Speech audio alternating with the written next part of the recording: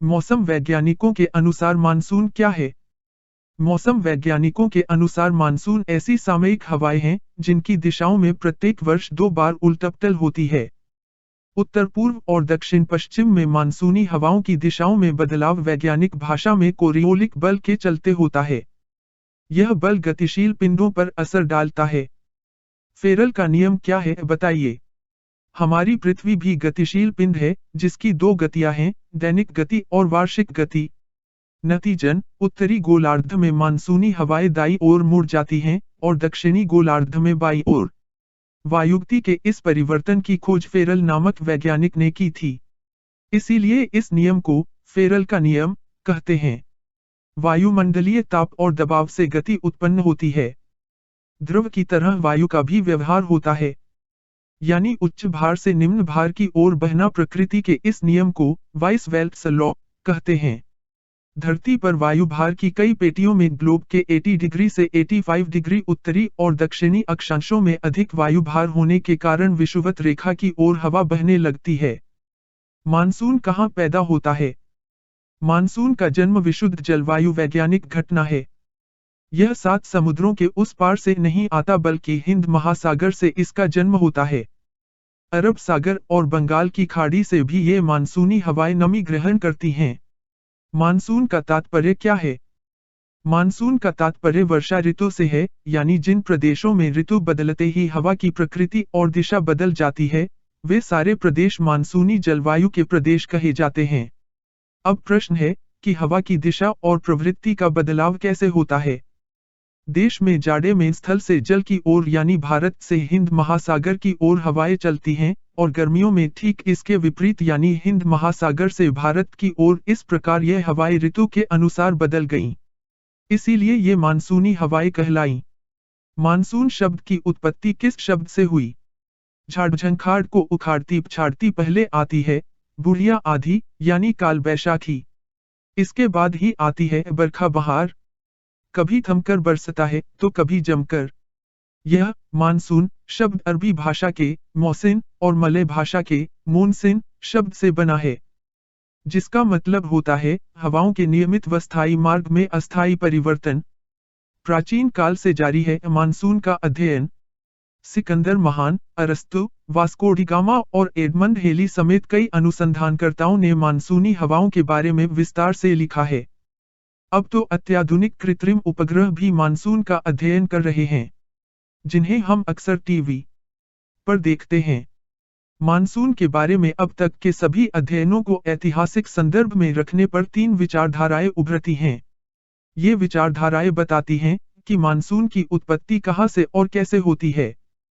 पुराने जमाने में न तो अच्छे किस्म के अत्याधुनिक यंत्रों का आविष्कार हुआ था और न ही विज्ञान इतना विकसित था।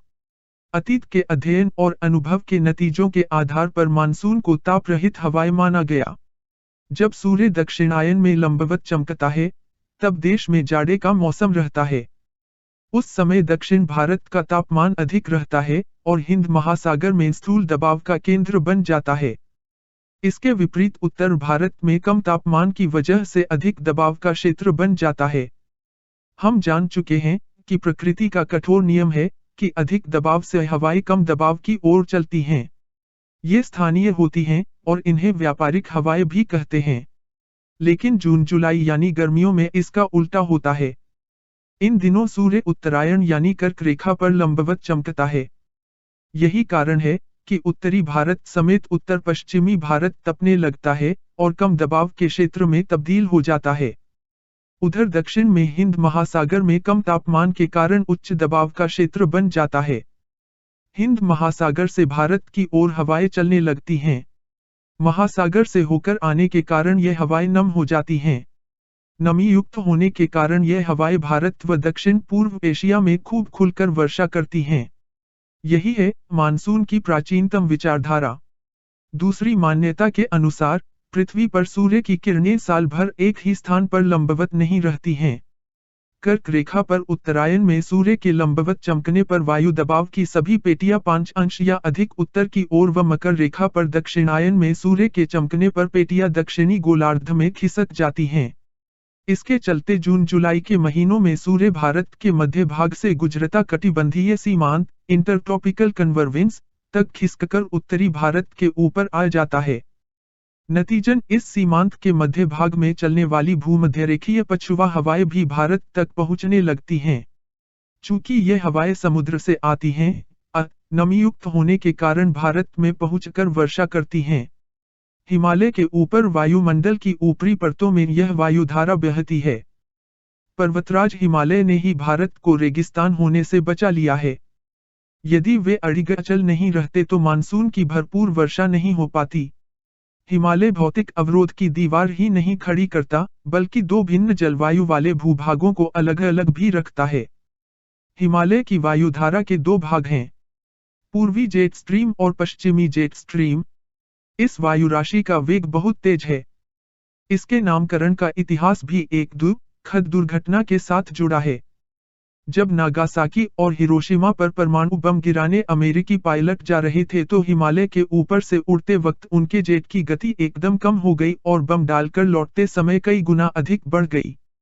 कुछ वर्षों के लिए जेट वायुयान बेकाबू हो गया, लेकिन इस वायुधारा के बाहर निकलते ही जेट फिर पहले की तरह हो गया।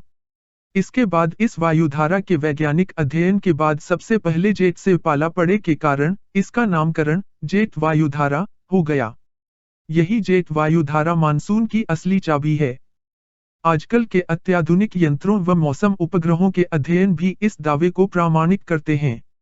जेट वायुधारा के उत्तर की ओर खिसकने में विलंब होने की सूरत में मानसून भी विलंब से भारत पहुंचता है, और जब यह वायुधारा खिसक जाती है तो मानसून भी समय से पहले भारत में गर्जन तर्जन करता पहुंच जाता है। आमतौर पर मानसून सबसे पहले 1 जून को केरल पहुंचता है, 7 जून को बंगाल की खाड़ी, बांग्लादेश, असम और उप हिमालय क्षेत्रों में परिक्रमा के बाद 10 जून को पश्चिम बंगाल की बारी आती है और 15 जुलाई तक कश्मीर पहुंच जाता है। 15 जून से 15 सितंबर के 4 महीनों के दौरान पूरे देश में तकरीबन 88 सेमी बारिश होती है।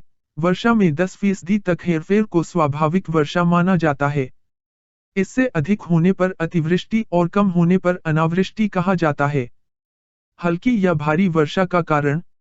हल्की या भारी वर्षा भी जेट वायुधारा के विक्षोभ के कारण होती है। विक्षोभ के शक्तिशाली होने पर घनघोर वर्षा होती है और कमजोर होने पर बस बूंदाबांदी होकर रह जाती है। बरसात के लिए और भी कई बातें होनी जरूरी हैं। आखिर बिन बरसे बादल क्यों चले जाते हैं? बादलों में बरसात की बूंदों से 1000 गुना ज्यादा बर्फ के टुकड़े होते हैं, और खाली हवा हो तो बादलों से बरसात की बूंद नहीं बनती। भले ही वायु 0 से 80 डिग्री सेंटीग्रेड तापमान से नीचे चली जाए, भाप सीधे बर्फ बन जाएगी, पर किसी कीमत पर बरसात की बूंद नहीं बनेगी। 1 सितंबर से मानसून वापसी का बंदोबस्त करने लगता है और अक्टूबर के मध्य तक उसके लौटने की प्रक्रिया पूरी हो जाती है। दक्षिण आंध्र, तमिलनाडु और श्रीलंका में उत्तर पूर्वी मानसून से जाड़े में वर्षा होती। दक्षिण पश्चिम मानसून से वहां वर्षा नहीं होती। यही कारण है कि गर्मी में तमिलनाडु में चक्रवाती वर्षा न होने के कारण पीने के पानी का चरम संकट हो जाता है। अनामिका प्रकाश श्रीवास्तव, विज्ञान प्रगति, देशबंधु में प्रकाशित लेख का संपादित रूप साभार।